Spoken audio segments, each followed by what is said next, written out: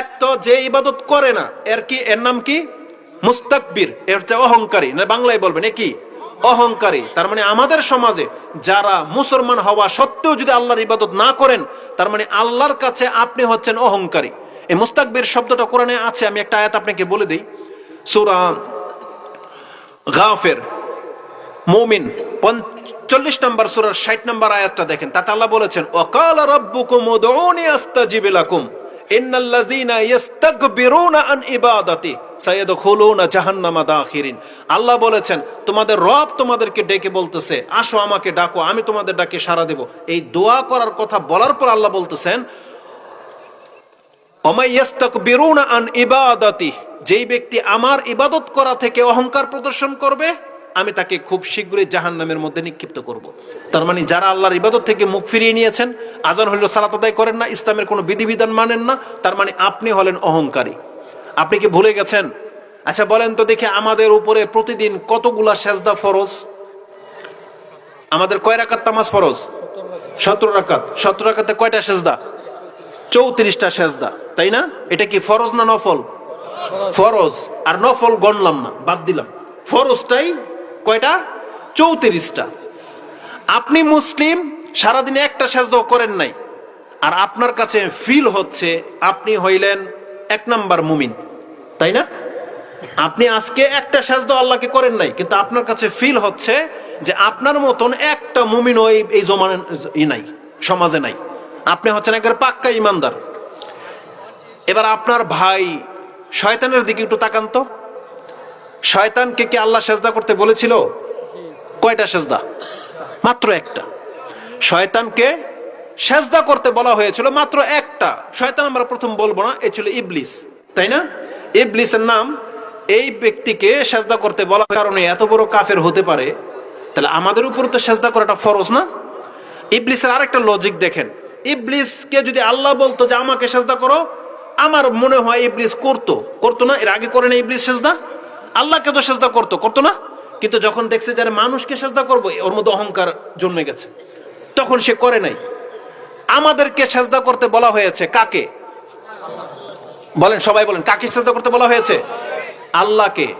আপনি সাহসটা চিন্তা করে দেখেছেন?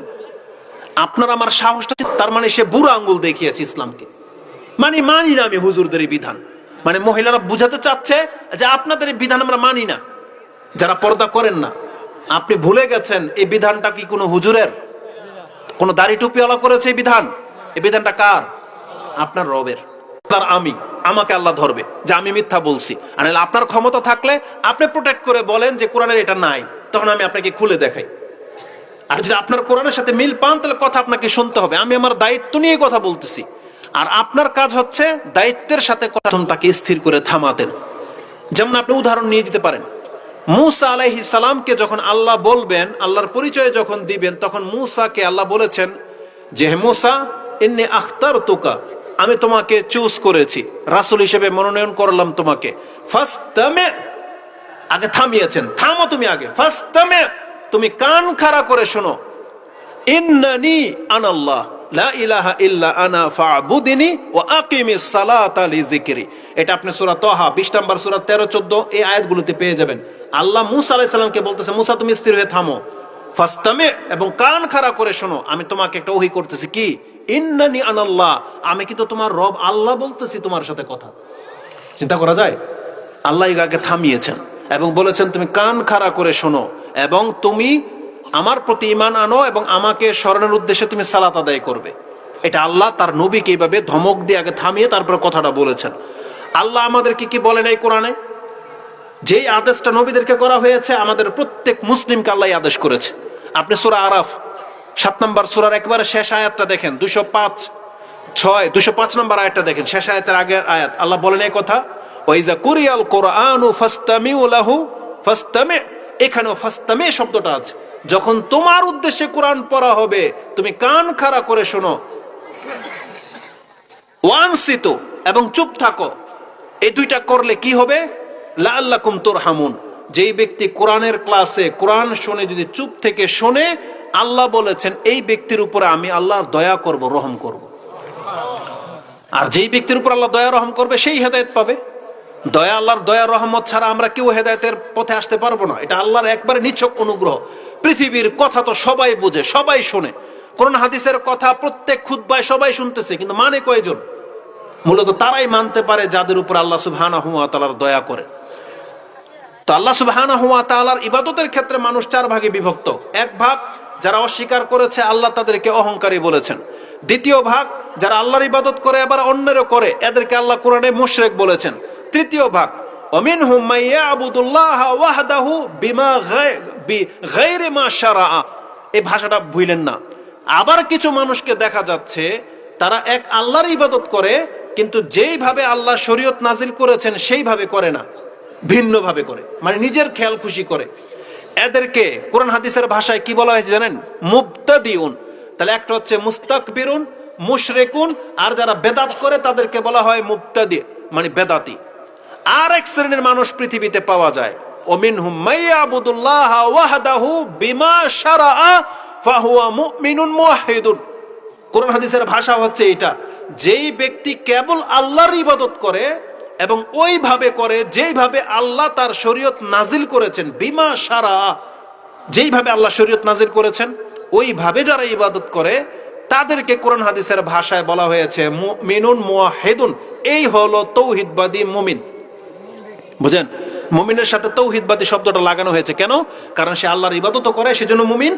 আর যেহেতু একমাত্র আল্লাহর জন্য করে, এই জন্য তাকে মুওয়াহহিদ বলা হয়েছে, তৌহিদবাদী। এই জন্য দেখবেন ওয়াজ মাহফিল একটা ভাষা ব্যবহার করা হয়, তৌহিদি জনতা।